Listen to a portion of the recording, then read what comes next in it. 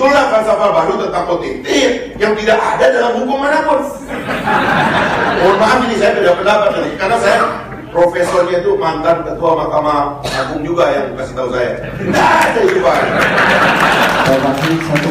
Satu menit lagi.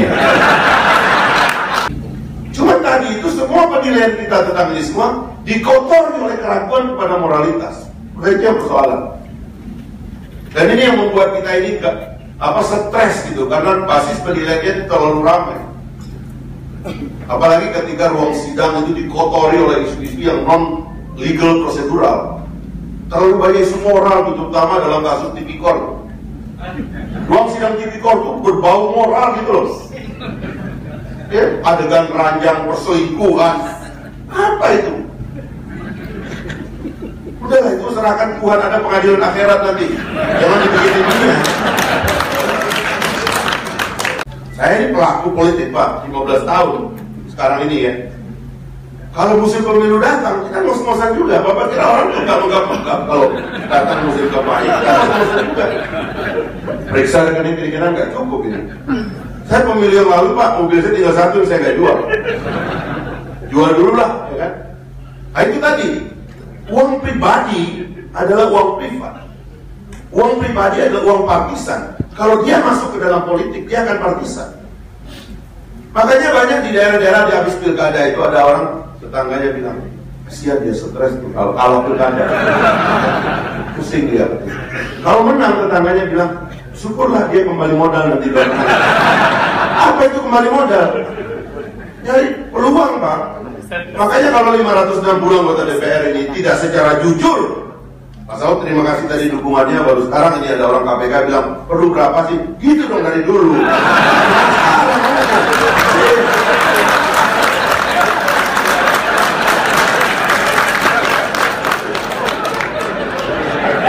Makanya siapa yang menaruh pasal penghinaan presiden di KUHP itu gila, kembali ke belakang itu nggak perlu. Eksekutif ini memang harus dihina-hina karena mereka punya kekuasaan yang besar.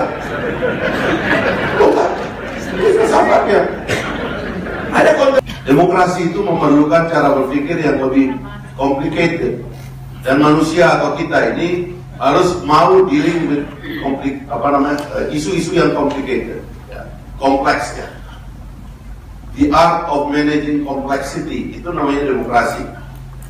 Nah sementara kita masih sering memilih manusia daripada sistem. Kita lebih cenderung percaya kepada individu daripada kepada lembaga. Kita lebih cenderung bicara moral daripada prosedur ya. Akhirnya kita, mohon maaf ini KPK ini langsung saya kritik aja. Akhirnya KPK lebih percaya penyadapan daripada audit. Itu kegagalan berpikir, mohon maaf. Gagal mengidentifikasi persoalan. Padahal penyadapan itu tidak memberikan tidak memberikan kepastian. Prosedur dan audit itu yang memberikan kepastian. Dan kita percaya dalam sistem building yang kita buat sekarang ini, ya luar biasa. Kita ini telah membangun sistem. Semua orang membangun sistem. Para hakim datang hari ini itu saya kira bukan untuk mendengar ceramah agama. Segala maaf ya, mereka ini datang tentunya ingin berpikir tentang bagaimana kita memperbaiki sistem kita bernegara ini. Karena manusia itu memiliki standar moral yang sama saja ya. Manusia itu mengikuti kurva normal saja. Manusia itu pada dasarnya normal. Ada yang ekstrim baik kayak malaikat sedikit sekali, ada yang ekstrim jelek kayak iblis sedikit sekali ya. Penyadapan itu menyebabkan orang nampak seperti iblis semua. Itu yang saya kritik, mohon maaf, nanti bisa diskusi. Kekeliruan demokrasi itu adalah karena dia terlalu fokus kepada isu kekeliruan otoritarianisme, karena dia terlalu percaya kepada isu moral tadi, sehingga seolah-olah ini hanya bisa dipegang dan didominasi oleh semua orang. Lembaga terlampaui, sistem tergantung orang. Kalau dia sudah bilang oke, semua bisa kita tabrak. Di masa lalu ya mohon maaf gitu, hakim itu kan nggak sekuat sekarang, ya kan, di bawah dirjen lagi kan, Meskipun sekarang saya masih banyak kritik lah dari independennya itu. Nanti kita bicara di ujung bagaimana caranya kita melihat itu gitu. Jadi saya kira isu moralitas ini, apalagi negara kita ini negara Pancasila, sila pertamanya sila ketuhanan yang Maha Esa, sudahlah jangan ngurusin moral orang lagi. Apalagi lembaga negara.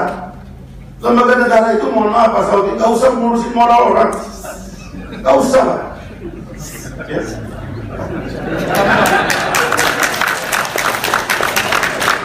Dan manusia Indonesia ini, mohon maaf menurut saya, di antara manusia di dunia ini moralnya paling baik. Gimana orang itu diajarin dalam falsafah agama itu kan, orang diajarin berpuasa sebulan dalam setahun. Ada yang namanya makyat dua, orang itu dikontrol oleh Tuhan. Ada malaikat mencatat terakhir hati. Kemanapun kalau dia mau dia bisa minum air, tetapi dikontrol ya, sehingga ada pengawasan melekat pada manusia itu. Udahlah, itu udah bagus. Itu nggak usah dipersoalkan. Yang kita persoalkan ini adalah negara, dan bisnis dalam negara itu adalah bisnis institusi, bisnis sistem. Ini yang perlu kita perbaiki. Karena itulah kemudian kalau bicara dari sistem itu ada regulasinya, ada institusinya, ada manusianya. Perjalanan kita 20 tahun ini sudah melampaui itu, sudah melakukan itu. Kita memproduksi konstitusi, one of the best constitution in the world. Undang-Undang Dasar 45 yang diamandemen 4 kali itu, menurut saya setara dengan Federalist Paper-nya Amerika. Sebagai teks luar biasa, meskipun di awal 18 Agustus 45 kita banyak menyontek, tapi hari ini luar biasa. Kita mengintroduksi hak-hak asasi manusia, kebebasan manusia dihargai. Dan itu yang menyebabkan kemudian muncul kreativitas dan kebebasan. Sistem sudah kita bangun. Institusi-institusi kita bikin secara lebih kompeten. Bayangkan dalam pemilu pertama saja tahun 99 waktu dipimpin kita oleh Pak Habibie, kita sudah berhasil menjalankan pemilu one of the best juga, yang dapat penghargaan dunia bahwa pemilu hasil 99 itu adalah pemilu yang legitimate.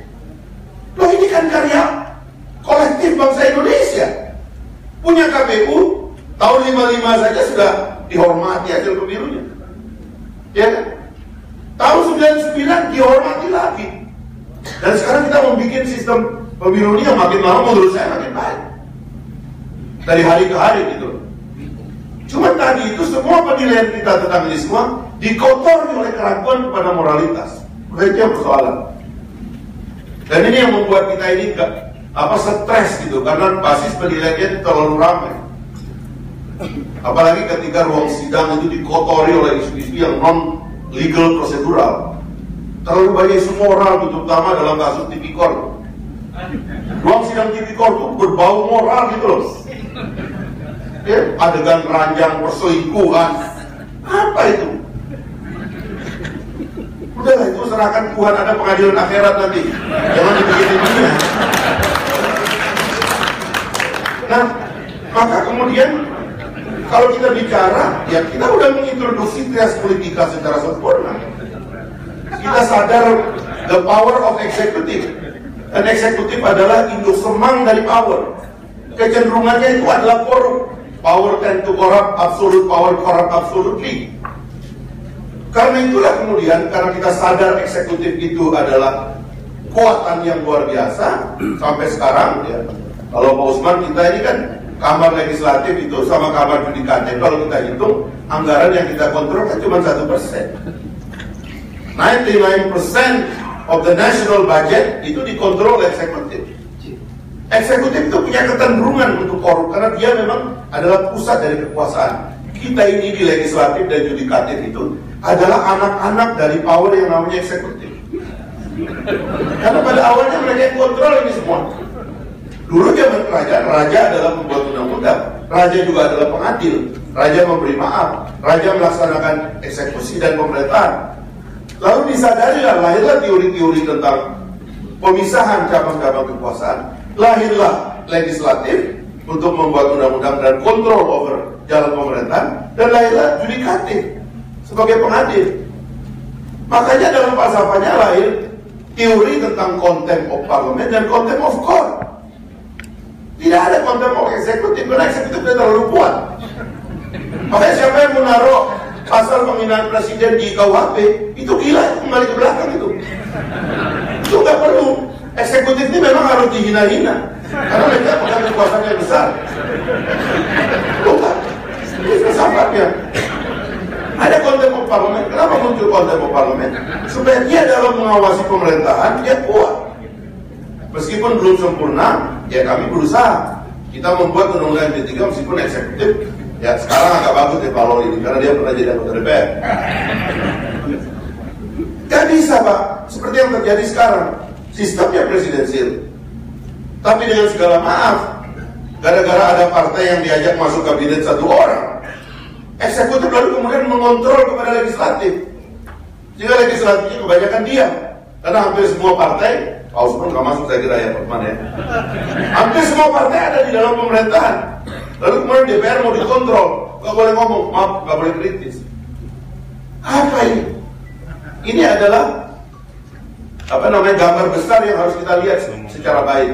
Yang disebut dengan contempt of parliament itu adalah alat yang sengaja diberikan agar uang besar dan kekuasaan besar yang ada di eksekutif itu terutama dapat kita kontrol secara independen. Dan kalau itu berjalan, kita nggak perlu lembaga lain.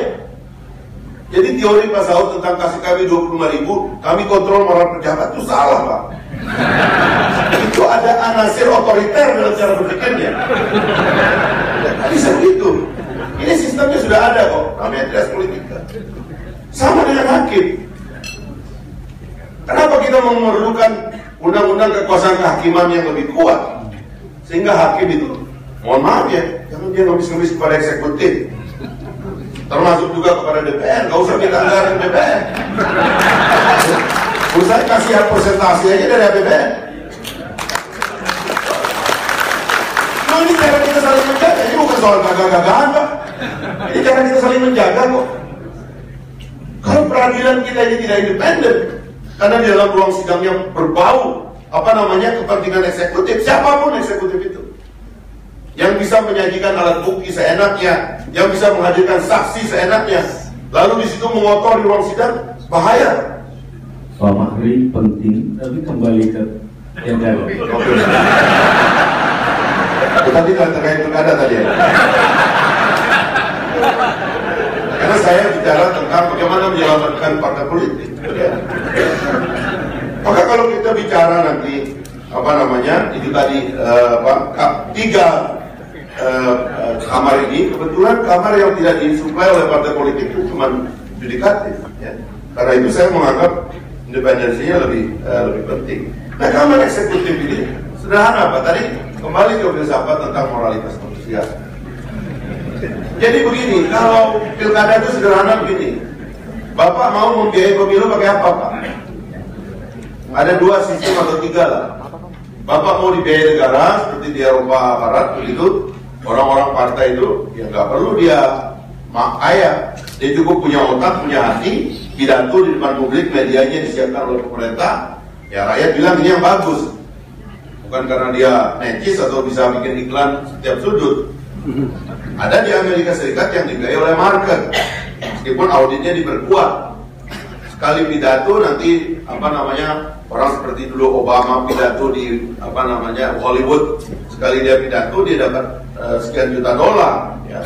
Dan itu direcord oleh lembaga audit, lalu kemudian dia pakai itu.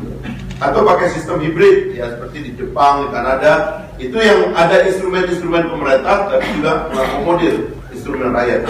Kita mau membiayai secara jelas atau tidak? Saya ini pelaku politik Pak, 15 tahun sekarang ini ya. Kalau musim pemilu datang, kita ngos-ngosan juga. Bapak kira orang menggap-menggap kalau datang musim kampanye, kita ngos-ngosan juga. Periksa rekening kiri-kanan nggak cukup ini. Saya pemilu yang lalu Pak, mobil saya tinggal satu yang saya nggak jual. Jual dulu lah, ya kan? Nah itu tadi, uang pribadi adalah uang privat. Uang pribadi adalah uang partisan. Kalau dia masuk ke dalam politik, dia akan partisan. Makanya banyak di daerah-daerah di habis pilkada itu ada orang tetangganya bilang, Kasihan dia stres tuh, kalau kalah pilkada pusing dia. Kalau menang tetangganya bilang, syukurlah dia kembali modal nanti belakangan. Apa itu kembali modal? Nyari peluang, Pak. Makanya kalau 560 anggota DPR ini tidak secara jujur, Pak Saud terima kasih tadi dukungannya, baru sekarang ini ada orang KPK bilang perlu berapa sih? Gitu dong dari dulu.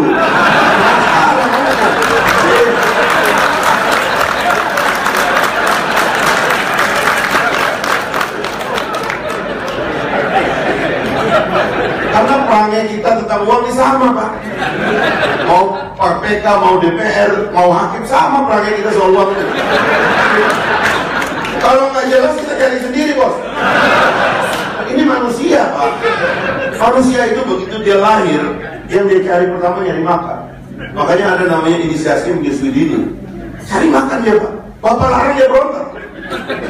Udah, nggak ada manusia pengen miskin, dia cari makan. Makanya sifat ini harus kita pantau. Pemilihan pemilu misalnya, itu jelas dong. Jangan dong orang habis uangnya. Pemilu habis, Pak. Karena nggak diatur. Karena orang disuruh berkelahi kayak begitu tuh. Atur dong. Nah, Pak Refli tadi banyak sekali perspektif tentang ini. Saya kira ini memang harus kita serius membicarakannya. Yang kedua juga termasuk kalau di legislatif ya, karena dia adalah yang disuplai paling banyak oleh partai politik dalam setiap pemilu. Maka juga kita perlu mengatur lifestyle dan etiknya, ya. Termasuk juga karena dia punya konsekuensi. Gak bisa Bapak jadi legislatif sama dengan jadi hakim. Kadang-kadang di kita hakim pun proposal datang, Pak. Ya kan? Betul, ada yang bilang betul. Berarti kebanyakan udah gak ada proposal. Kalau yang namanya anggota DPR, Pak, proposal terus datangnya. Dan kalau tidak kita kasih, Pak, saya nggak beli lagi, Bapak. Kadang-kadang nagih pulsa, Pak, saya di tahun pertama, periode pertama di DPR, sahabat malam tuh sibuk ngisi pulsa itu dari kantor nagih beli saya itu. Dan kalau kita misalnya nggak jawab, sombong Bapak habis dilantik jadi sombong, ampun nggak. Pemilih saya itu 1/4 juta lebih, mesti saya layani semua. Nah ini politik, kita atur. Pembiayaannya bagaimana, ketentuan etikanya gimana. Yang kedua, saya kira ini yang saya mau jadikan contoh. Nanti supaya teman-teman kayak di KPK pun mengerti. Begini, Pak. Sekali lagi ini soal sistem ya. Kalau ada yang terkait dengan moralitas, kita harus membangun sistem etik. Jadi dia di pemilu itu saya setuju dengan DKPP itu, Pak.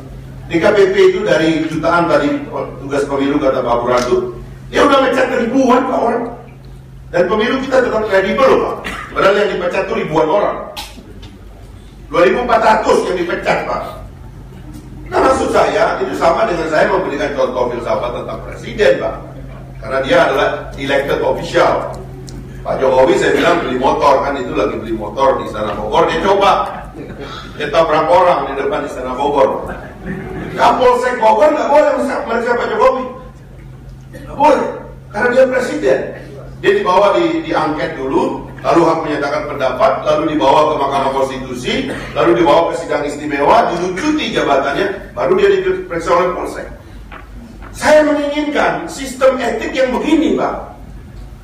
Jangan seorang diintip, nanti kemudian karaoke-nya dengan siapa dibuka ke ruang sidang. Rusak moral pejabat negara, Pak. Gak usah, Pak. Hakim misalnya 30 juta, Pak. Ada saya dengar satu tuh hakim tuh orang sederhana sekali. Ya. Waktu itu ada sakit ginjal, dia mau pensiun, uang gak ada karena terlalu sederhana. Akhirnya dia diintip 50 juta. Masuk Pak dalam persidangan dimaki-maki. Ini brengsek ini, begini. Terus hidup itu gimana dong? Udah Pak, itu sistemnya etik. Dan kita berdua sekarang punya KY dan sebagainya. Sistem etik aja. Anggota DPR ada masalah periksa. Mahkamah Kehormatan Dewan final. Dan jangan ada yang bilang, oh itu nanti kan teman-teman mereka. Nggak ada Pak. Orang di DPR ditanya Osman tuh saling makan. Nggak ada kompak-kompak Pak. Begitu diperiksa di etik, dia bilang orang udah pecat. Lucuti dulu dia jabatannya itu sebagai anggota, sebagai wakil rakyat, sebagai anggota dewan tuh, baru dia dimondar-mandir, diperiksa secara hukum. Begitu caranya kita menjaga etika, termasuk hakim. Nah, KPK misalnya mengembangkan prinsip kontrol delivery dalam tindak pidana dan psikotropika dengan mengintip perjalanan uang. Bukan itu yang disebut dengan falsafah follow the money, itu bukan. Follow the money itu dari kerugian negara, Pak. Kalau negara rugi, siapa yang untung? Dilacak itu alirannya. Kalau ini namanya kontrol delivery, muncullah falsafah baru tentang OTT yang tidak ada dalam hukum manapun. Mohon maaf ini saya beda pendapat nih, karena saya profesornya itu mantan ketua Mahkamah Agung juga yang kasih tahu saya. Tidak ada itu, Pak. Saya kasih 1 menit lagi. 1 menit lagi. Nah, jadi sistem building ini, Pak, sudah on the way. Mari kita fokus kepada pembangunan sistem. Trust the system. Pemilu juga tentang sistem. Legislatif, eksekutif tentang sistem. Yudikatif tentang sistem. Kalau kita percaya ini enak tidur, Pak. Jangan kita diberikan pertunjukan yang setiap hari meragukan moralitas bangsa Indonesia. Ini salah satu bangsa terbaik di dunia, Pak. Akan memimpin dunia satu hari. Terima kasih. Assalamualaikum warahmatullahi wabarakatuh. Jadi sebenarnya nggak perlu diajarin soal moral, Pak. Sudah tinggi moralnya orang Indonesia. Ya. Cuman begini, moral itu kan sebenarnya adalah ikatan kita. Kalau dalam negara materialistik, ya, sekuler, ikatannya dengan publik, ya. Dengan persepsi masyarakat, cita rasa dari masyarakat. Tapi kalau kita bilang itu adalah ikatan kita dengan Tuhan. Dan kita ini sudah punya ikatan dengan Tuhan semua, ya. Beragama, ya. Tuhan menurunkan, ya, Pancasila, ketuhanan Maha Esa. Tuhan menurunkan kepada kita, ya, cahayanya, ya, berupa kitab suci yang kita baca hari-hari. Itu sudah ada dalam diri kita. Sementara sistem itu adalah tentang cara kita mengelola kehidupan di dunia ini antara orang-orang, dan di antara orang ini nggak ada yang lebih tinggi, Pak, sama aja. Misalnya kenapa kita sebut hakim itu wakil Tuhan? Karena kita ingin meletakkannya lebih tinggi. Karena itulah kita sebagai negara harus menjaga mereka supaya jangan dipersepsikan rendah, gitu loh. Itu kan bagaimana dia diturunkan, misalnya undang-undang undang-undang 48 tahun 2009 dari PNS kemudian menjadi pejabat negara. Bahkan kalau bisa saya bilang bikin undang-undang baru itu dia jadi pejabat Tuhan, saya bilang begitu.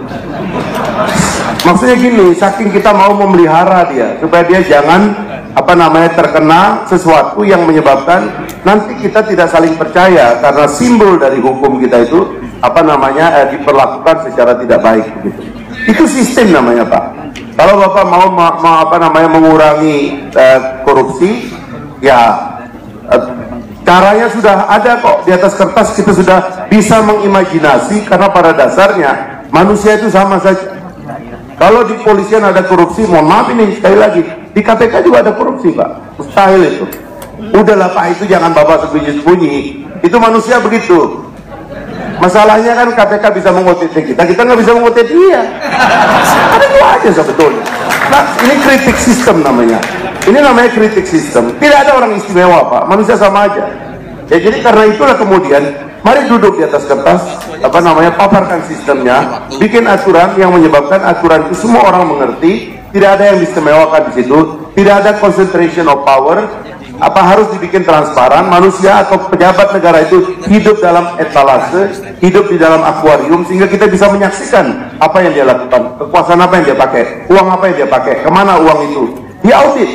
BPK kita ngauditnya hebat, Pak, dia menjadi auditor dunia. Tapi kalau kemudian KPK punya niat misalnya, dia ngintip auditor, dia hajar auditor, seolah-olah KPK nggak punya orang yang terima-terima duit, itu nggak benar, Pak, itu mustahil itu. Duit tidak punya kewarganegaraan dan agama, ya. Semua itu kena sama duit itu karena semua manusia punya nafsu dan nyawa begitu. Nah, jadi ini yang saya maksud sistem. Sistem itu bisa dibangun. Bapak tadi bilang, mohon maaf ya, kita ini moral. Tadi bilang, beliau ini kan pernah sekolah di Barat. Hakim-hakim di negara Barat itu LGBT, gay diasap. Ya, mohon maaf ya. Tapi pengadilannya dihormati karena dia punya kehidupan privat, ya. Jadi kita jangan begitu terus. Makanya saya hanya ada di hakim tipikor tuh. Saya ketua partai, saya pernah dihukum, Pak. Saudara dihukum lebih berat karena saudara ketua partai Islam. Kan mampus itu, Pak. Mana ada begitu hukum, Pak. Cuman itu adanya di tipikor, Pak, bukan di yang lain-lain ini gitu. Saya kalau dibilang memisahkan moral nggak bisa. Saya juga jelek-jelek ini masih kader partai PKS apa ini, ya. Masih ada yang dianggap partai yang sangat peduli dengan itu. Tapi cara kita mengelola negara itu harus rasional. Kalau Anda mau tidak rasional masuk ke dalam agama, ruang agama itu ada irasionalitas. Orang percaya kepada yang gaib itu adalah syarat iman dalam agama. Tapi jangan dalam negara ini banyak kegaiban. Nggak boleh, Pak. Jangan banyak misteri dalam negara. Negara ini bisa kita atur, Pak. Ada kenop-kenopnya, ada kontrol panelnya. Kalau Anda mau korupsi sekian, kita kasih apa? Kita kalau mau korupsi turunkan apa yang dipencet. Itu kayak kita atur mesin, Pak. Nah, itu cara kita ngelola negara yang rasional.